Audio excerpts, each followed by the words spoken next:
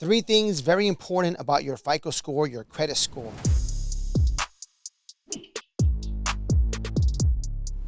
Right? So your FICO score, there's three credit bureaus, right? TransUnion, Equifax, and Experian. And you can check them all, each one of them on their website.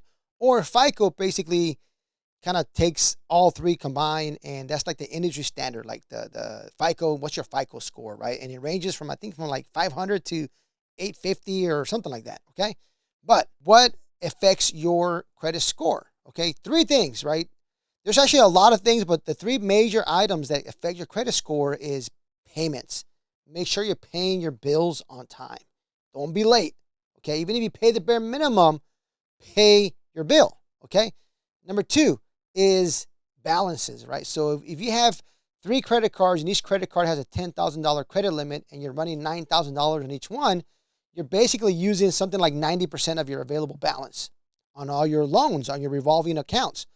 That's not good. It's going to drop your credit score probably 30 to 60 points. If you're at 800 and you have, a big usage on it, it's going to drop 60 points. It can drop 100 points. It can drop below 700, okay? It can go, it depends, okay? So your usage, how much balance do you owe on your revolving accounts? Like any kind of like personal loans or credit cards, things like that, okay? On your car loans is a little bit different because they know that it's a long-term 5-7 year loan. It still shows a high balance, but it's not as bad as your revolving credit that your credit card statement every month, right? Boom, boom, boom, tells you how much you owe. Now, how do you keep the balance low? Make sure you're able to pay your bill on time, or if you could even finagle and pay one card with the other card, if you don't have the money to pay it off, do it, okay? What you want to do is you want to have about 1% or less of a balance on your card. So for instance, right, I have a $40,000 card with a balance, and every month I try to have a $28 statement balance, right? So that way it doesn't show zero. It's actually not good for it to show zero. It should show anywhere from $10 to $30 and try to keep it pretty consistent, and you're going to have the best credit score. Now, there's a difference between the due date and the statement date, right? I have a Chase card, an Ink Chase card that just closed yesterday, but the due date was the 21st and the statement close date was the 25th. So I wrote a check and I paid it all off except for like $18. I left an $18 balance. I don't charge anything else on my card. I don't have any automatic payments anywhere. I make sure there's no other pending charges. And then I wait. So after I pay my balance, I only had an $18 left balance on the 21st, the 22nd, I didn't buy nothing, 23rd, 24th, the 25th, I didn't buy nothing. On the 25th, my statement closed. What happens is when it closes, that goes to the FICO, to the credit bureaus, and that's the balance that they show on the credit profile. So now on the 26th, I show an $18,000 balance. I mean, holy shit, now $18,000, $18, right? And now I got, now I can go use it and whatever I want. What happens is you pay on your due date. Oh, look, I paid it. I have $18. Then the next day, you go on a trip and you spend 20 grand or 5 grand on your trip. And now it's when your statement closes, you have a $5,000 statement balance, and then you're going to drop your credit score. Super important. Due date, statement date. Check your credit card. It says there, statement date range from the 20th to the 21st, right? It'll tell you the statement date range. And it does vary sometimes. If it's the 25th, it's a holiday weekend, it's a weekend, it might land at 24th, it might land at 26th.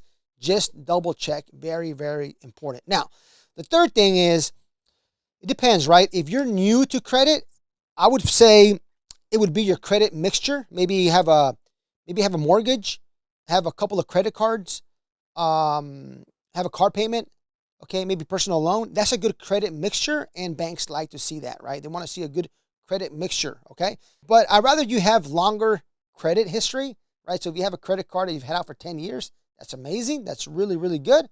But if you already have a long credit history, you don't have to worry about that. Then worry about your credit mixture, right? Make sure that you have a good balance. You don't have 12 different credit cards, right?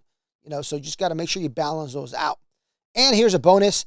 Make sure you have credit cards like Bank of America, Chase, Wells Fargo, and Citi. Those are tier 1 banks.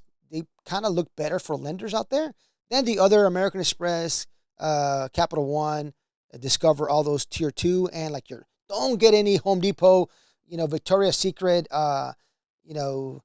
underwear, don't get any of those cards. They're worst cards, honestly, to have. Kohl's cards, It's the worst cars to have on your credit report, okay? I'm just being honest. They suck, right? It's not the best cars to have on there.